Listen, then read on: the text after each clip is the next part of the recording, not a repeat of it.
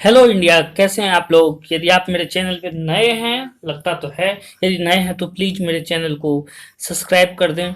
Subscribe करने के साथ ही जो सबसे इम्पोर्टेंट पॉइंट है उसे यदि मन करे तो लाइक करें, मन हुआ तो। और जो आपकी आदत है वो ज़रूर करें। समझ गए ना, उंगली करना यानी कमेंट ज़रूर करें। तो दोस्तों, जब भारत पे मुगल का राज था, है ना, पूरा मुगल, हर जगह मुगल मुगल मुगल। और मुगल पे जब अंग्रेज का शासन बढ़ा, यानी कि हम कह सकते हैं कि मुगल के बाद अंग्रेज आए, और अंग्रेज का जो सिक्का जैसे जैसे मजबूत होते गया, मुगल थोड़े कमजोर होते गए।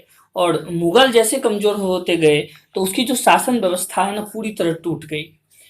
और केवल उसकी शासन व्यवस्था नहीं टूटी दोस्तों, मुगल कला प्रेमी थे, कला के शौकीन थे। उन्होंने कई सारे कलाकारों को अपने यहाँ आश्रय दिया हुआ था।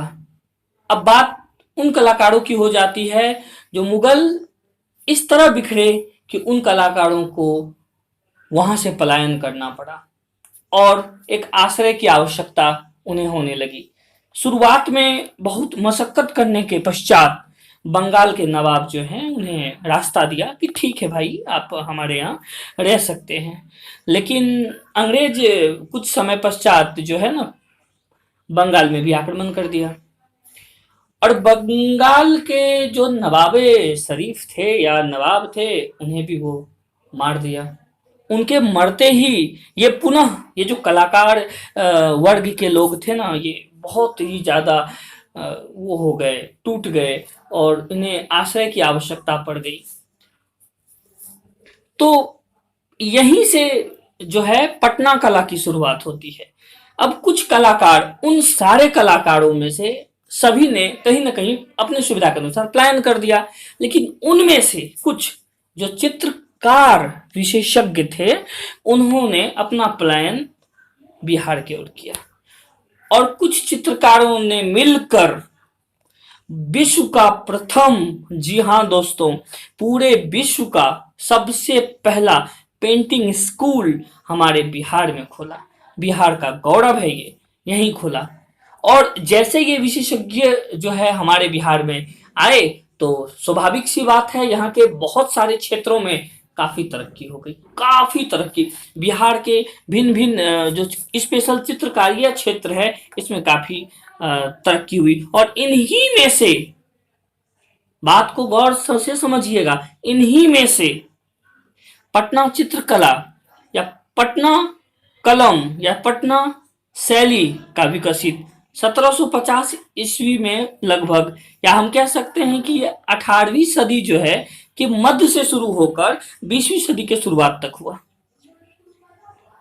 चूंकि ये लोग ब्रिटिश के संपर्क में भी थे, मुगल के भी संपर्क में थे, स्वाभाविक सी बात है, इन दोनों के संपर्क में होने के कारण इनके जो पेंटिंग में, इनके जो कलाकृति में उन लोगों का भी अंश देखने को मिला।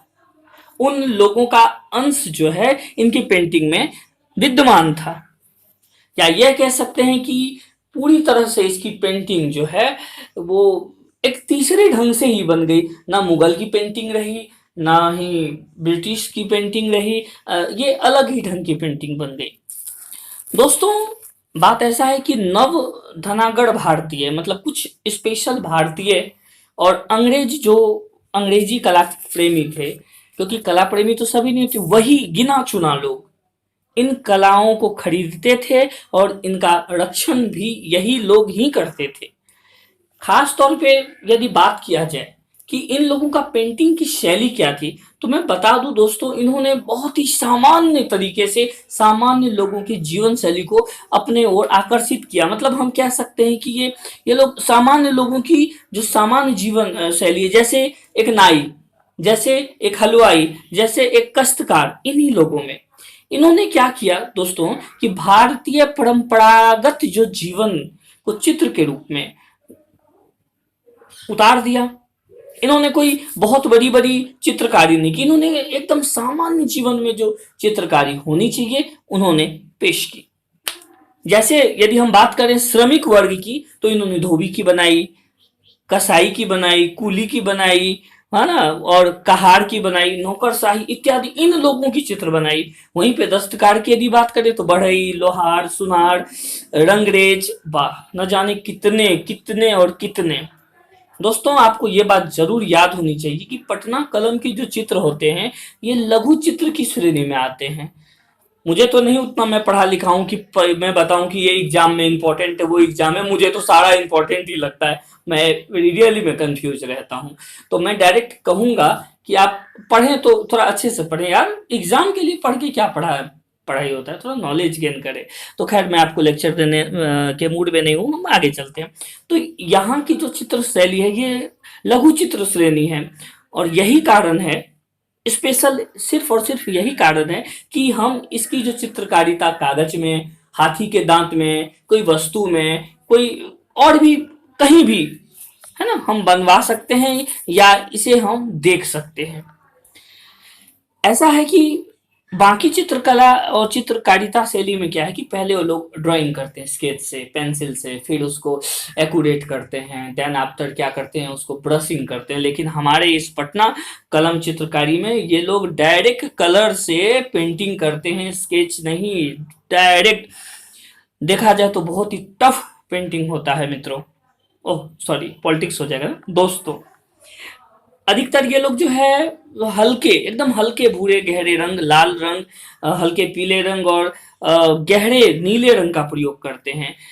कुछ चित्रकारों की जो कल्पनाएं भी जो है इसमें है, ऐसा नहीं कि केवल आम लोगों का ही बना है। मैं कुछ एग्जाम्पल देता हूँ। महादेव लाल सॉरी, महादेव लाल जी की जो नायिका की तरह जो विरह के जो एक पेंटिंग किया गया है, ये काबिले तारीफ है।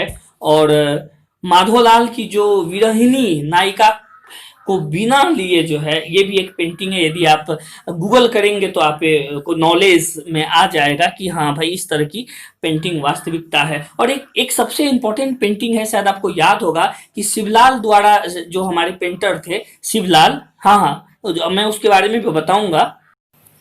लेकिन क्या है कि हर वीडियो में इतना ज़्यादा देना, लेंदी कर देना वीडियो को सही नहीं होता। तो दोस्तों मैं शिवलाल द्वारा जो निर्मित जो एक एक पेंटिंग है उसमें जो मुस्लिम विवाह का जो चित्रण किया है, वाह वाह वाह वाह, क्या कहना है, एकदम सुंदर तरीके से किया है। तो खैर ये आप सर्च करें आपको मिल जाएगा। मैं एक खास बात कहना चाहता हूँ, पटना शैली के कलाकारों का सबसे पहले जो नाम यदि कोई आता है, यानी कि इसके जो फाउंडर होते हैं वो राम सेवक जी हैं, जो कि उनके कार्यकाल 1770 से 1830 तक के हुए। उसके बाद हुलास लाल, जो इन्होंने 1785 85 और 1775 के बीच में, इनके 1875, सॉरी एक्सट्रीमली सॉरी सॉरी, 1785 और 1875 के बीच में रहा। और साथ ही इसमें जो है शिवदयाल, जयराम जो है, गुड़ सहाय इत्यादि नाम जो है बहुत ज्यादा प्रमुख हुए। तो दोस्तों मैं आशा करता हूं कि मैं आपको बोर नहीं किया हूं, और ना ही मैं करने के मूड में हूं। यदि आपको और भी कोई सारी वीडियो चाहिए, कोई भी कमेंट चाहिए, तो आप मुझे फॉलो कर सकते हैं। मैं आपको जबरदस्ती नहीं कह रहा हूँ कि भाई तू करे, मैं जरूरी है, मैं मर जाऊंगा भूखे, ऐसा नहीं है, मेरा पार्ट टाइम है। तो दोस्तों मैंने एक पेज ओपन किया है, उससे आप जाना चाहें तो मैं बहुत जल्दी। और एक खास बात है कि ये बीपीएससी के लिए ये सारे क्वेश्चन बहुत इंपॉर्टेंट हैं। कहने के लिए बहुत सिंपल है कि पटना कलम, लेकिन इससे क्वेश्चन होता ही होता है। और मैं भी इतना गेस तो कर सकता हूं कि ये क्वेश्चन इतने इंपॉर्टेंट होते हैं कि एग्जाम में आपको हर तरह से फायदेमंद देगा। तो मैं बस यही कहूंगा आपसे, बोलूंगा कि भैया थोड़ा सा किताब उताब पढ़ना है और इसके आगे जाना है। चलिए धन्यवाद।